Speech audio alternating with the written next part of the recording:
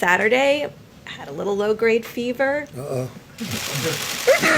So, actually, probably a GI. I think until we really figure out the respiratory transmission versus the surface transmission, and this hard surface transmission, not fabric, will be really critical, because that is a way the virus could spread on subways or metros, where people would be holding on to things that other people had recently held on to. So that's the real question. But if we can just keep with the example of Rand Paul, and obviously there are many other people that would be in a similar situation, but just keep with this one example.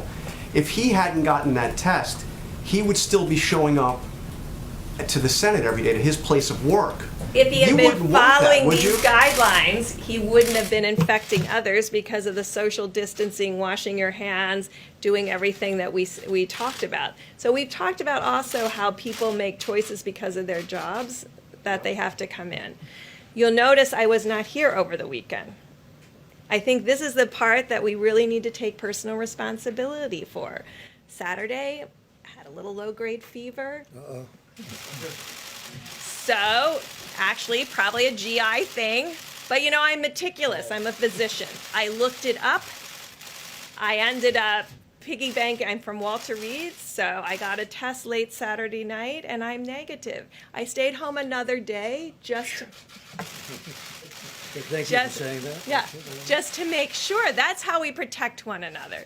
So, you know, unless everybody's taking their temperature every day, we can't say that he had no symptoms. These are the kinds of things that we have to do for one another. This is the personal responsibility that I'm talking about, that we all have to practice. And Mr. President, when you say you don't want the cure to be worse than the problem itself, so are you saying that if we kept these measures that we're doing now in place for a couple of months, Well, they will be in place. At some point, we're going to open up our country, and it's going to be fairly soon.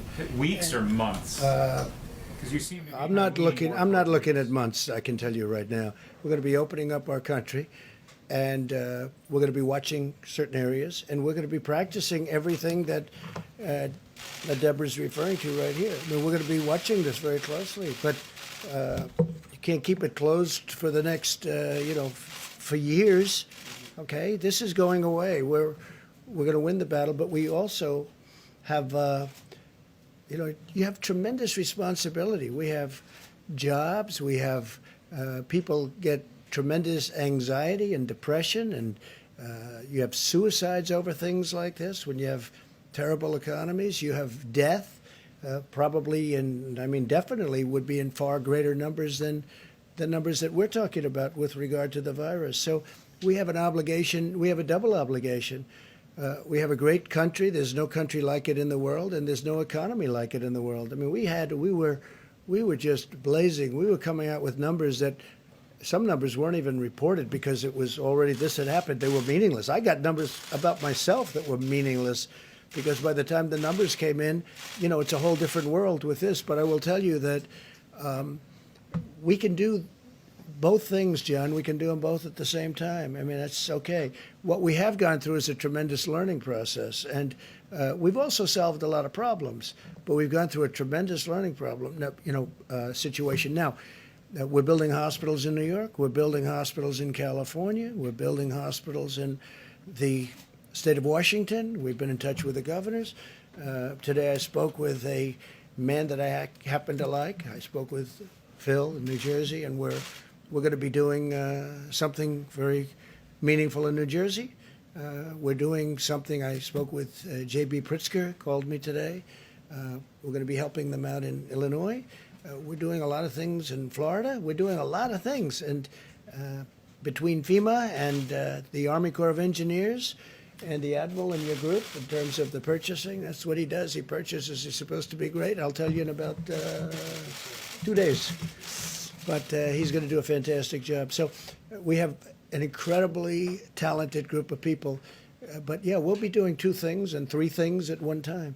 Well, at the same time, though, we're going to be watching very closely the hotspots.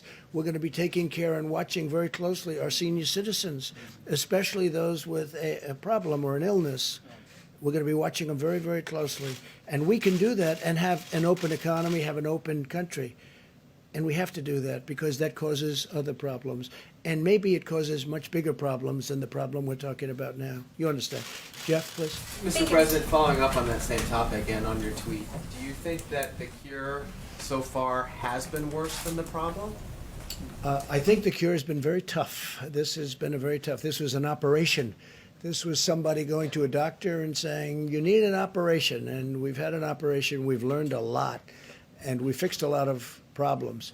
One of the things we fixed is if you look at the obsolete system that this administration inherited, it wasn't meant for this. It was meant for a small group of people. And even for that, it was not very good and very obsolete. We now have a testing program now that will hopefully be able to be used for many years into the future should we have another event like this.